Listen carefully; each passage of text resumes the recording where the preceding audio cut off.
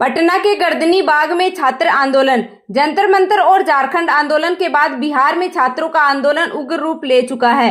बिहार के पटना में प्रतियोगी परीक्षाओं और शिक्षक भर्ती की मांग को लेकर छात्रों का स्टूडेंट जस्टिस सत्याग्रह आरंभ हो गया है। छात्र 13 मांगों को लेकर विरोध कर रहे हैं।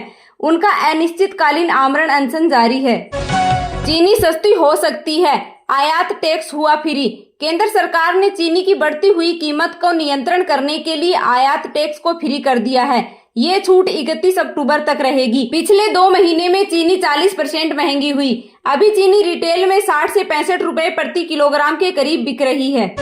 वंदे मातरम पूरा न गाने पर अमित शाह ने कांग्रेस की आलोचना की। गृह मंत्री अमित शाह ने गुरुवार को कहा कि कांग्रेस वंदे मातरम पूरा न गाने का फैसला हैरान करने वाला और देश विरोधी है। उन्होंने 1937 में राष्ट्रीय गीत के 2 टुकड़े कर मुस्लिम तुष्टीकरण किया और विभाजन की नींव डाली। कांग्रेस ने जो फैसला लिया था उसे पीएम मोदी ने सुधारा है। जंतर मंतर पर पुलिस एक्शन पर बनी जांच कमेटी। सुप्रीम कोर्ट ने गुरुवार को संसद मार्च के दौरान पुलिस की कार्रवाई के आरोपों की जांच के लिए 5 सदस्यों की कमेटी का ऐलान किया। कमेटी का अध्यक्ष पूर्व जस्टिस आर सुभाष रेड्डी को बनाया गया। कमेटी का मकसद है पेलेट गन चलाने और महिलाओं से बदसलूकी जैसे आरोपों की सही जांच हो सके और दोषियों को सजा मिल सके। दिल्ली में पाकिस्तान हाई कमीशन के बाहर बुलडोजर चला। दिल्ली में पाकिस्तान हाई कमीशन के बाहर बने अवैध ढांचों को बुधवार देर रात बुलडोजर से हटा दिया गया। अधिकारियों के मुताबिक यह ढांचे हाई कमीशन की तय सीमा से बाहर बने थे। 2 दिन पहले इस्लामाबाद में भारतीय हाई कमीशन के बाहर लगाए गए सुरक्षा बैरिकेड और पार्किंग पोल हटाए गए थे। राम मंदिर निर्माण समिति के अध्यक्ष पर मनमानी का आरोप। राम मंदिर ट्रस्ट से इस्तीफे के बाद चंपत राय ने गुरुवार को 9 पन्नों का दूसरा लेटर जारी किया। इसमें उन्होंने मंदिर निर्माण समिति के अध्यक्ष नरपेंद्र मिश्र पर कभी किसी की सलाह नहीं मानने, अपनी पसंद के लोग चुने जैसे आरोप लगाए। झारखंड पीएससी परीक्षा रद्द करने के फैसले पर रोक। सरकार ने 3 दिन पहले 22 परीक्षाएं रद्द की थी। झारखंड हाईकोर्ट ने जेपीएससी परीक्षा रद्द करने के राज्य सरकार के फैसले पर रोक लगा दी है। गुरुवार को सुनवाई में कोर्ट ने राज्य सरकार से 15 सितंबर तक जवाब मांगा है। राजस्थान के मुख्य सचिव का कार्यकाल 6 महीने एक्सटेंशन। केंद्र सरकार ने राजस्थान के मुख्य सचिव वी श्रीनिवास का कार्यकाल 6 महीने बढ़ा दिया है। अमेरिकी धार्मिक स्वतंत्रता आयोग ने आरएसएस पर प्रतिबंध लगाने की मांग की। आयोग ने अमेरिकी सरकार से आरएसएस नेताओं के राजनयिक सम्मान नहीं देने और उनके साथ उच्च स्तरीय बैठकें नहीं करने को कहा। आयोग के चेयरमैन आसिफ महमूद ने कहा, नरेंद्र मोदी आरएसएस के सदस्य हैं और इनके सहयोगी संगठनों ने धार्मिक अल्पसंख्यकों पर हमले किए हैं। महमूद का यह बयान आरएसएस प्रमुख मोहन भागवत के अमेरिका दौरे से कुछ दिन पहले आया है। भागवत 25 अगस्त से अमेरिका, कनाडा और ब्रिटेन के दौरे पर जाएंगे। देश के कई राज्यों में लगातार बारिश जारी। राजस्थान के 11 जिलों में अगले 2 दिन बारिश का अलर्ट। मध्य प्रदेश के नदी नाले उफान पर हैं और कई जिलों में बाढ़ जैसे हालात हैं। उत्तर प्रदेश के 9 जिलों में बारिश का रेड अलर्ट है। वहीं उत्तराखंड में बारिश से जुड़ी घटनाओं में बुधवार को 4 लोगों की मौत हुई। हिमाचल प्रदेश में बारिश लैंड स्लाइड के कारण 88 सड़कें बंद हैं। उड़ीसा में बाढ़ की स्थिति गंभीर बनी हुई है। राज्य के 6 जिलों में 12.85 लाख लोग प्रभावित हुए हैं। बांग्लादेश में नए राष्ट्रपति का चयन।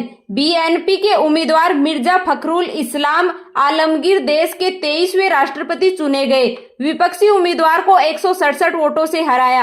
पीएम ने लाल गुलाब देकर नए राष्ट्रपति को बधाई दी।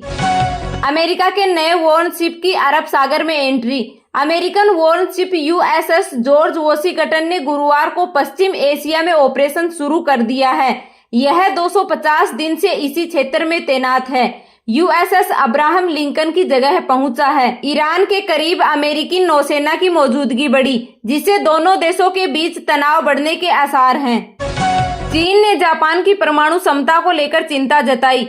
रूस में चीन के राजदूत झांग हानहुई ने दावा किया कि जापान के पास करीब 44.4 टन अलग किया हुआ प्लूटोनियम है। इसकी मात्रा से सैद्धांतिक तौर पर करीब 5500 परमाणु हथियार बनाए जा सकते हैं। हालांकि जापान ने परमाणु हथियार रखने व बनाने की नीति नहीं अपनाई है। Ayush Sindhu badminton world championship से बाहर। भारत की पीवी सिंधु वीमेन्स सिंगल के राउंड ऑफ 16 मैच में चीन की वांग झी यी ने 11-21, 21-15, 17-21 से हारी।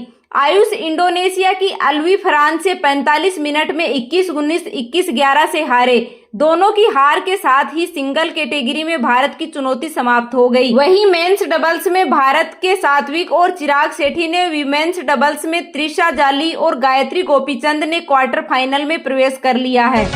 भारतीय महिला टीम हॉकी वर्ल्ड कप के टॉप 8 में पहुंची। पूल डी के आखिरी मुकाबले में भारत ने इंग्लैंड को 0-0 से ड्रॉ पर रोक दिया। दोनों टीमों को 18 पेनल्टी कॉर्नर मिले, लेकिन गोल एक भी नहीं हुआ। ड्रॉ के साथ ही भारत अगले राउंड में पहुंच गया। शेयर बाजार में 20 अगस्त को बढ़त रही। सेंसेक्स 628 अंक चढ़कर के 77,538 पर बंद हुआ। निफ्टी में भी 154 अंक की बढ़त रही। ये 24,232 पर बंद हुआ। मीडिया, रियल्टी और एफएमसीजी शेयर्स में आज ज्यादा खरीदारी रही। आज सोने चांदी के भाव में तेजी दर्ज हुई।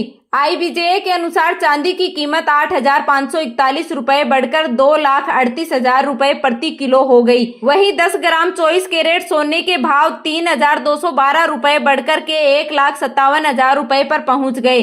अगस्त के 20 दिन में सोना 14,220 रुपए और चांदी 19,471 रुपए महंगी हो चुकी है।